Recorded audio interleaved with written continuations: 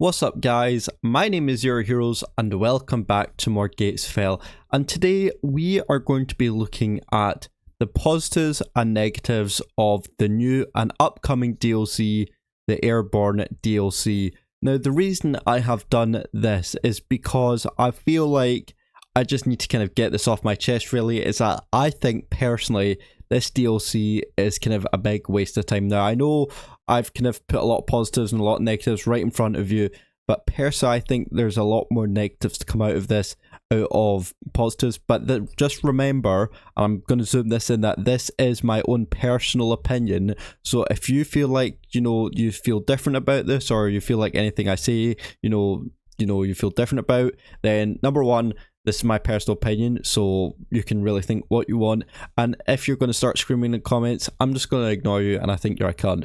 So beyond that, I really think that, remember, my personal opinion, these are things that I think are good and bad about the upcoming DLC. Yes, I know the DLC hasn't been released, and there's no gameplay of it, and there's no official reviews, but just before the DLC was come out, this is what I think, why Airborne DLC is kind of a wee bit like a waste of time. But then again, there's a good few positives, but I'm basing this also off the general kind of viewpoints. I'm not just basing off this deep hatred that I have for this DLC. This is more kind of general ideas that I think are good but also negatives about the game or about the DLC. So if you guys would like to see more kind of content kind of like this, about kind of reviewing different DLCs and news updates, then make sure you leave a like on this video, subscribe if you're new, and let's just get straight into the video. So first thing I'd like to talk about is the positives. Now the positives I think are probably actually kind of outweigh the negatives, but in some cases it depends on your opinion. But first of all, I want to talk about the storyline. Gatesfell, as I believe they've announced 12 new campaign missions for this DLC, if I'm not wrong, and it includes all the kind of the campaign missions from the 82nd, 101st Airborne DLC, from Operation Market Garden to, again, other different types of campaign lines that are historically accurate, which I'll be coming to in a second. But I really do like the idea that Gatesfell kind of not just kind of saying, all right, here's just a wee DLC kind of based on a nation, there's actually a lot more to this, which I really do like. So I'm kind of glad Gatesfell are really going to the depth of bring out the storyline a lot more, so people can learn not just about having fun in this game, but also kind of learning the history of the game, of what the 82nd, 101st went through as well. And that kind of leads on to my second point about there's going to be new units in the game, the 82nd and 101st Airborne, which will actually allow you, I didn't mean to do that, which will allow you to use the 82nd and 101st, hopefully in the Conquest game mode. I really hope Gatesfell have got their head screwed on with this, and say if they do add this to the American nation, that they'll add in the 82nd, 101st Airborne to the Conquest, when you're playing Conquest campaign, and that means later on during the Conquest campaign you are able to unlock those type of units, which will be absolutely epic. And if that does, then I'm really happy. That expands more of being able to play with different units within the American nation, and also lets you give a really good look of trying these type of units and not just a storyline campaign, which I really do like. As well as adding new maps to the game as well, such as the Bricourt Manor. I know it's French, but I don't care pronouncing it in French, that's just the way I pronounce it. The bridge at La Ferry, and Nijmegen Bridge, which actually sounds more Asian than French, but sure, whatever. And that is apparently this Nijmegen Bridge. It was taken during Operation Market Garden, I believe, which was said in the article in Gates of Hell. So all these maps, again, hopefully will be added to Conquest campaigns, to multiplayer maps, online games, everything. I hope this is true. And usually when they do add a new DLC with different maps units, they usually add it in with you are able to play it in Conquest and multiplayer. So I really do like the fact that there's more diversity with new maps. And the only problem I have with this is that the more new maps that come in, older maps that have been in the game from the very start are probably going to get deleted, even kind of the best ones. So I'm not 100% sure, but I feel like that could come later on in the future. But for just now. I'm really glad they're adding more diverse maps and, you know, playing in different types of, you know, environments, which is really cool. Kind of what I've said earlier about the storyline, historically accuracy, you know, such as the story campaign Operation Market Garden. I really like how Gatesville are giving you kind of a really good idea of what happened during the 82nd 101st Airborne. Maybe not, you know, the absolute details of everything that happened during the campaign, but at least it's given us a really good idea of what happened during that time, you know, what the 82nd 101st Airborne went through at the time during you know, the war. And it really kind of gives us, the audience, a community, a really good idea of what it's like to play as the 82nd 101st Airborne. So I really do like the fact, you know, that we get to really see the historically accuracy come in here. And Gatesville's always been good at that. They've always added really good historically accurate missions, campaigns, you know, mission storylines as well, just the names of them, you know, it's just really accurate, and I really do love that. I hope Gatesville do keep that up as well, so really good there. The next one is a cheap DLC. Now, I said this on my Reddit. I kind of posted I posted, I think, a couple weeks ago or last week about the Airborne DLC, and one person commented on the Reddit page that, or in the comments that I put in the video, that they think it's going to be about $8, which is about £6 for us, or £7. If that's realistic, or if that's how they want to put it, I will happily pay for that, and I'm sure a lot of others will do it now, will do so as well. But I don't think that's quite realistic. I think about I still gonna go for my win about £10 to £15, like hopefully in between, maybe about £12. But then again, it's not a full campaign, it's not like a full new nation, so I do think this will be less than maybe like Liberation or any other DLCs that have come out so far. So I really do hope that, I think it will be cheap, and I really do like that, and it is good that it is cheap, because hopefully if it is true, that means people who are maybe new to the game or maybe don't have a lot of money are able to kind of get a taste idea of what the Liberation DLC is like. I know it's really bad, but that'll be kind of maybe coming later on. New assets. Now, the reason that I put this here is because when I talked about new assets in my article, I put it on Reddit, and someone actually corrected me on the Reddit, which I'll actually show you now.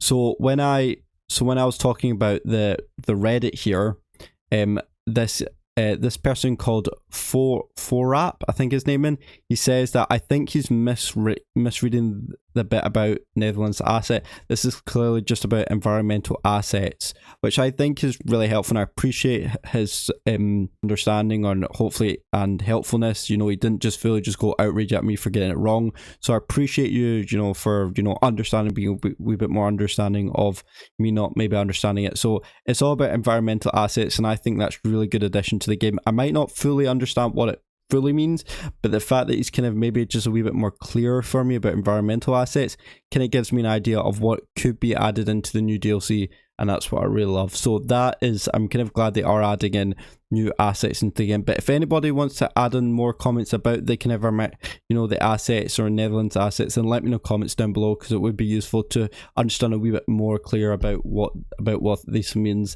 and hopefully for new community members as well, what this means to what this could impact on the new DLC. So leave your comments down below, and that would really be useful to know. The next thing I'd like to announce is, well, something different. Now, when Gates of Hell put in an article like a good couple months or good couple weeks before the announcement of this DLC, they said that there was going to be a DLC, but it's going to be something different, and something different it is. It was kind of completely out of the, you know, right side. You know, it was completely kind of out of the normal. A lot of us, including myself, thought it'd be like another nation with another campaign. I was hoping it'd be like the British, you know, faction and the campaign, or it could be the Polish, the Dutch, or I know the Dutch isn't really a nation, but, or even the, I don't know, I'm trying to think, the Italians, the Japanese. I think a lot of people said Japanese faction, because that would have been a very good campaign and mission to do, but a lot of people did say British. So there's that. The good thing is that over the last kind of 3 DLCs, it has been just all been about nations and their storylines, which kind of has been a wee bit repetitive. but in the sense that it's now something different, which I really do like, and I think that's what the community likes as well. So that is all my positives. If you guys feel like there's any other positives that I maybe missed or you want to add, then let me know in the comments down below about what you think I've said about the positives. Again, I need to kind of state this, that this is my personal opinion, so if you feel like any of this is wrong or you feel like you want to add more, let me know in the comments down below. And what are your thoughts so far about the Airborne DLC? Do you like it? Do you not like it? Again, leave that comment down below. Okay, now moving on to the negatives, and this is where I think I kind of didn't take me really 2 seconds to really think about, just because I just think one of the big main issues what I had was it's just another American unit. Why, which kind of leads me on to my next 3 points, believe it or not, is like, why had they not just added this into the American faction? That kind of is my 3rd point. Why did they not just add this into Liberation DLC? It just kind of baffles my mind that they're releasing a DLC that's already got the nation that's part of the game. It just doesn't make sense in my head.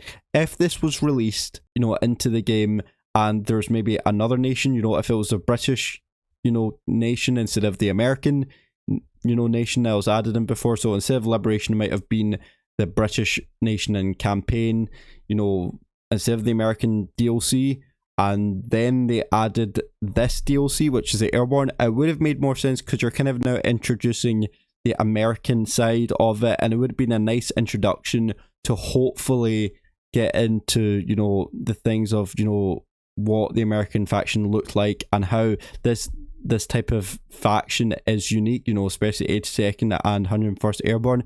But I really don't, it just doesn't make sense on why they've added this when literally our last DLC was American. It was all American. It was American faction, American campaign, everything about it was American. And now they're adding in another American kind of DLC, which makes it slightly unattractive. I just think it's kind of unimaginative. Why are you kind of leads me into my point that I was going to add, but I didn't, was it? Is it just been, it's not laziness, is it just overhyped? Was this DLC overhyped? Because when they announced it, you know, an article about a DLC coming up, it was something different, it was just overhyped. I hope when Gatesfell did say it was something different, to be fair, I wasn't expecting a new faction, because the last faction, Liberation DLC, was a faction, so I expected something different, and something different is what I got. But I just think it was just overplayed, overhyped. It was just such a disappointment, and for me, I just think that's true to that point, and I stand by that point completely. Are they delaying something bigger?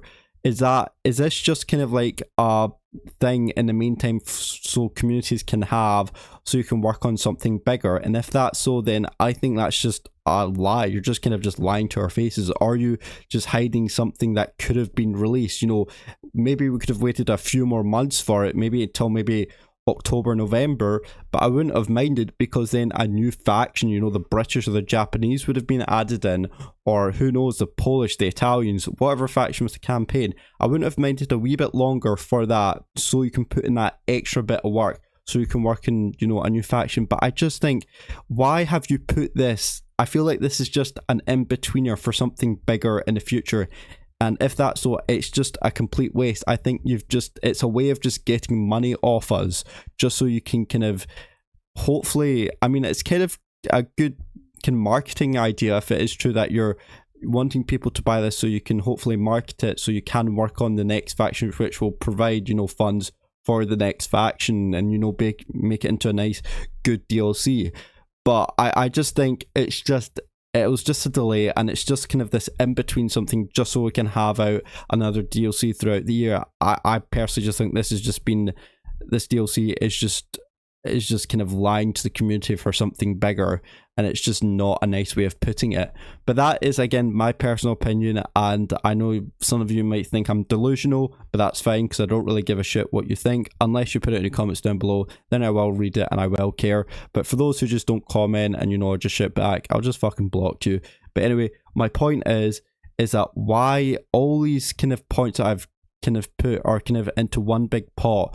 Why is this not added into Liberation? Why has this lying to the audience about trying to get more money off them, and also it's just overhyped, and it was just why it was not added into American Faction. I hope maybe Gatesville themselves can comment down below or even watch this video and just say, you know, why they've added this. And I'm not being mean in any way. I still think that all the positives that I said are really good, and I think it is a good idea for the general audience to get. But for me, who's been played since the very start of when this game came out, I just don't quite get it. You've added the last 3 DLCs have been on different faction. It's been absolutely brilliant. It's given us something new to play with. But with this is not going to be something new. This is going to be, you know, a good couple of campaigns, and people are going to get bored of it because it's going to be added to a faction that already exists. So I don't quite get it.